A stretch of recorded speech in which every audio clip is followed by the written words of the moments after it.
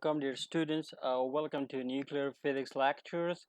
I'm Dr. Pervez Ahmed, and today's lectures we will talk about energy from fissions.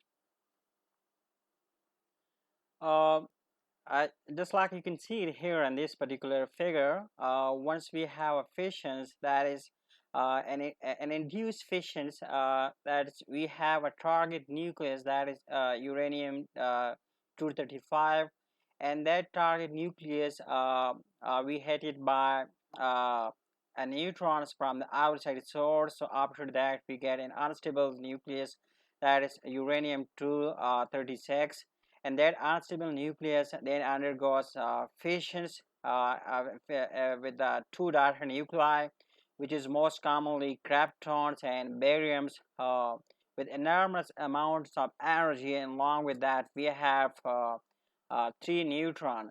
So both the fission fragments, just like you can see it here in this particular figures, that is kryptons and baryons, and the neutrons travel at a higher speed. I mean, here you can see it. Once the fission occur, so both these fission fragments, I mean the baryon and kryptons, along with these three neutrons, both are, I mean all of them, that they are traveling at a very high speed. So the kinetic energy of the product of the fissions are far greater than that of the bombarding neutrons and the target atoms. I mean, here we have the kinetic energy of these two, that is the neutrons and the target nucleus. So as a result, when the fission occur, so the kinetic energy of these fission fragments, which is krypton and baryons, and the resulted neutrons, their kinetic energy is far greater than the kinetic energy of the neutrons and the target. That is, we can say that the kinetic energy before fission is very smaller than the kinetic energy after the fission. So that we can say that energy is being released as a result of the fission reactions, and here you can see that the energy once the fission occur, so it's released enormous amounts of the energy. Uh, as like you have observed on the previous lectures, that whenever a nuclear reactions occur, so we can write the typical nuclear reactions by this kind of equations. You can see it here. We have uranium 235, and we hit or we strike or we induce that uranium 235 fissions by a neutrons. So as a result, we have the fission fragments in the form of cesium plus rubidiums, along with the two neutrons. We can have the atomic masses of the initial product, and then the final product. I mean, initially we have the target elements, which is uranium 235. The atomic mass of uranium 235 and kg is equal to 3.9014 and 10 raised to power minus 25. Uh, Similarly, we have the atomic mass of the cesium, which is equal to 2.2895 10 raised to power minus 25 kg. Rubidium's 1.5925 10 raised to power minus 25 kg.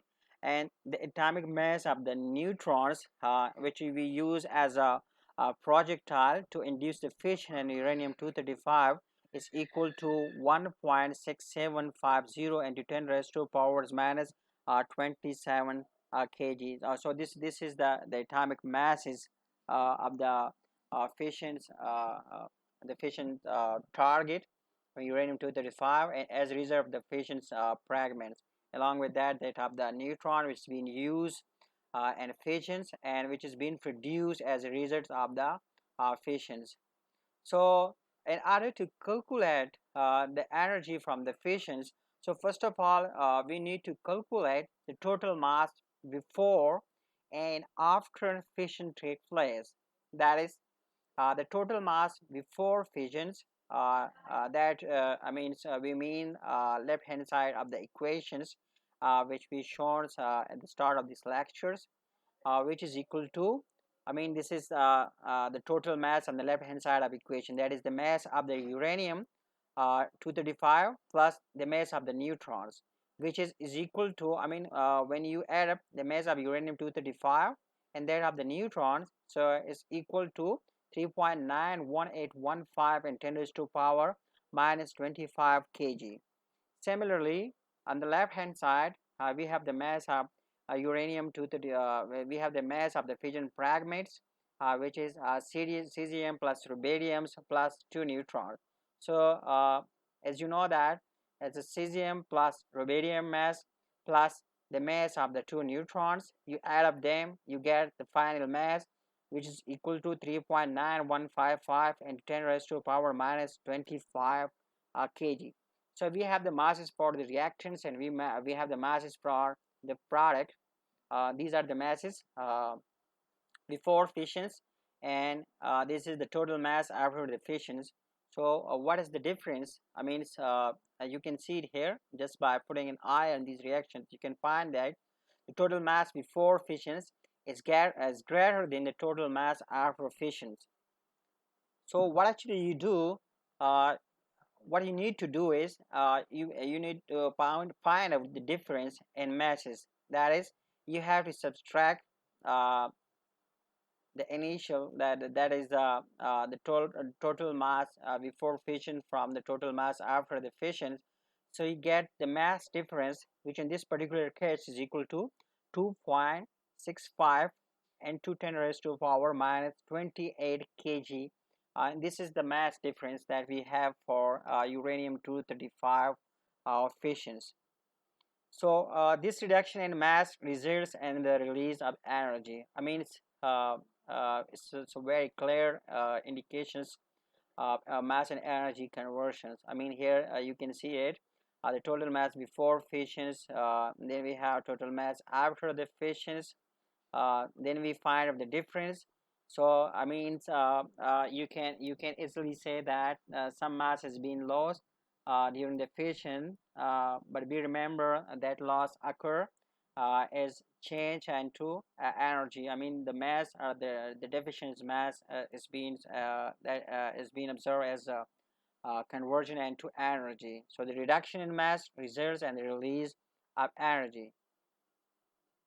So the energy release can be calculated by using the equations, the Einstein's most famous equations that we call mass energy relations, and it is called E is equal to mc square. In these relations, E is energy, E is for the energy release that we measure in joule. M is basically the mass difference that is measured in kg, that's called a kilogram. C is the speed of light in vacuum, which is equal to 3 into 10 raised to power 8 meter per second. So calculate the energy release from the following fission reactions. I mean, we have these couple nuclear reactions. So if you want, you're interested, I mean, we're just giving this as an example that we want to calculate the energy during the fissions. So here you see we have the masses, and these masses, like you said, this is the mass difference, that is 2.65 10 raised to power minus 28 kg. And here c is the speed of light, which is equal to 3 into 10 raised to power 8 meter per second. So we have the relation is equal to mc square. You just need to put the values. When you put the values, so at the end you get the value for the energy which is being released during a single fission of uranium 235. It's equal to 2.385 and 2 10 raised to power minus 11 joule. So this is the amount of the energy which is being released during the fissions of a single uranium 235 atom fissions. Now you have a comparison between the energy released during a fission of uranium 235 and the energy which is being released by fossil fuels. So here you can see it here.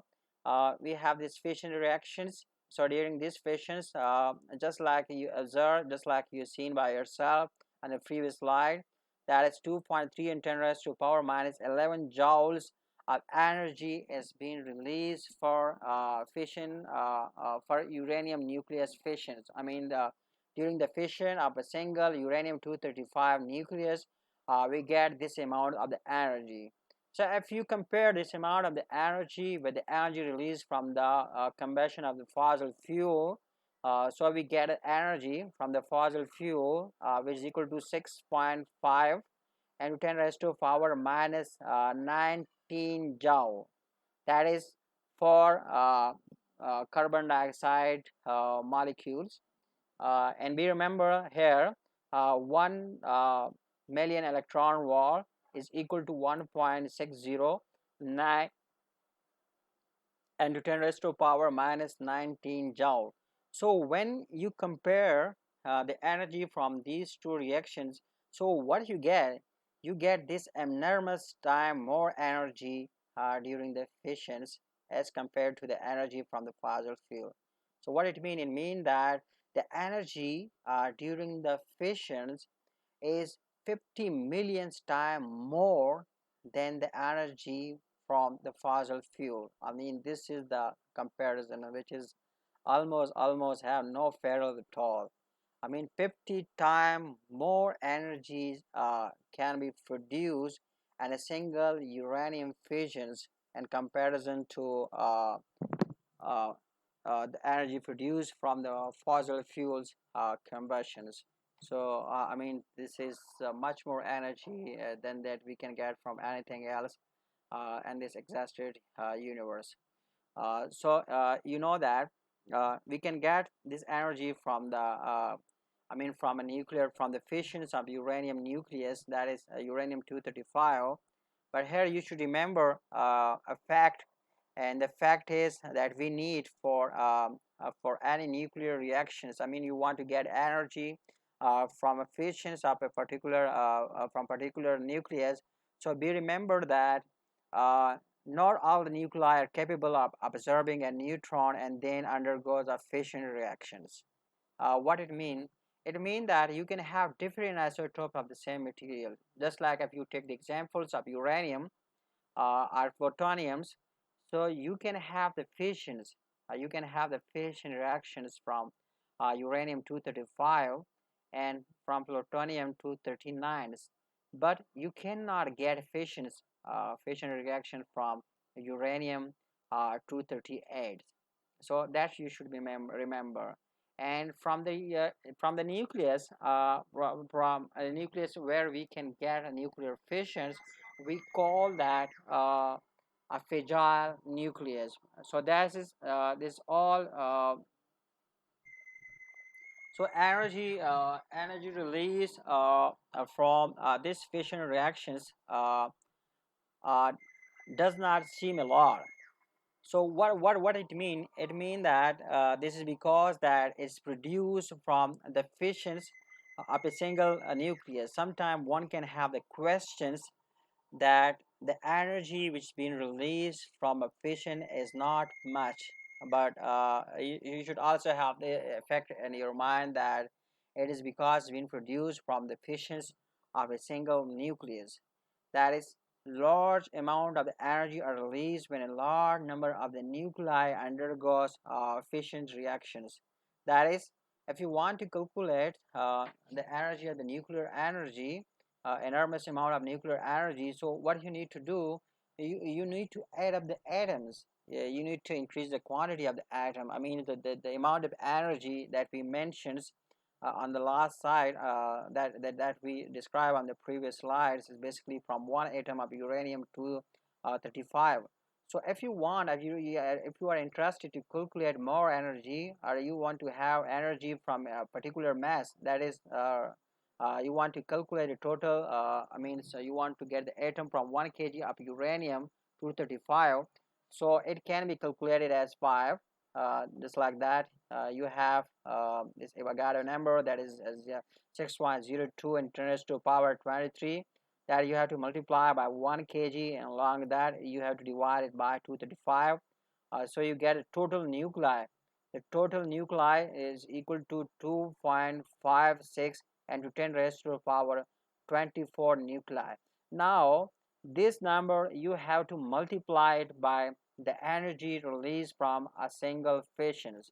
So once you multiply this number with the energy released during a single fission of uranium-235 nucleus, so you can get the energy from the fissions of 1 kg of uranium 235. That is, you can see it here.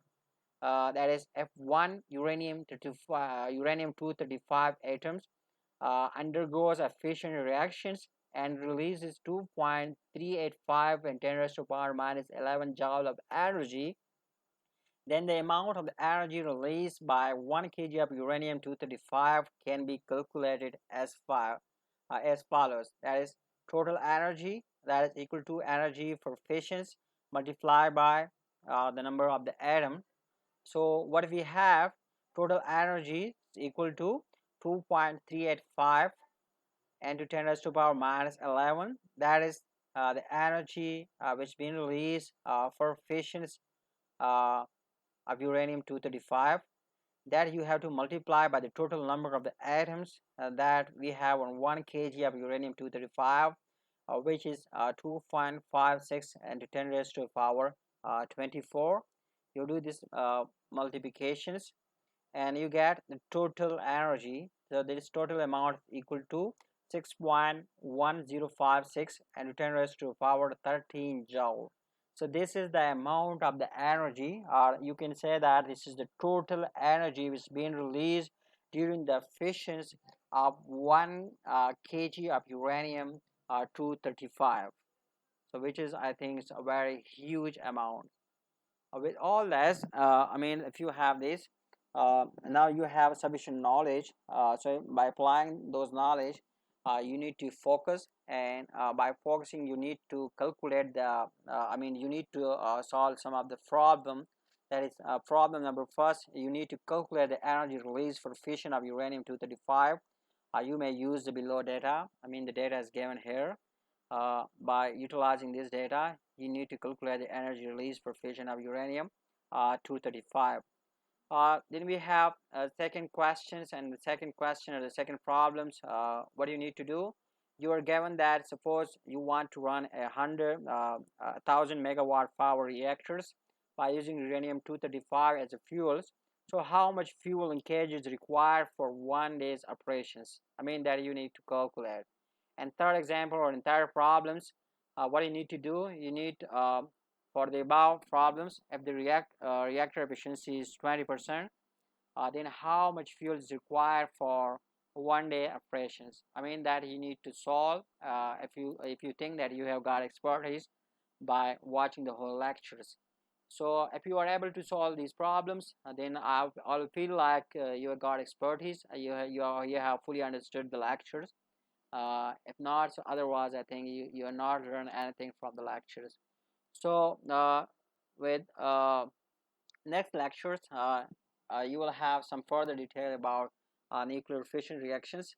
So till then, bye bye.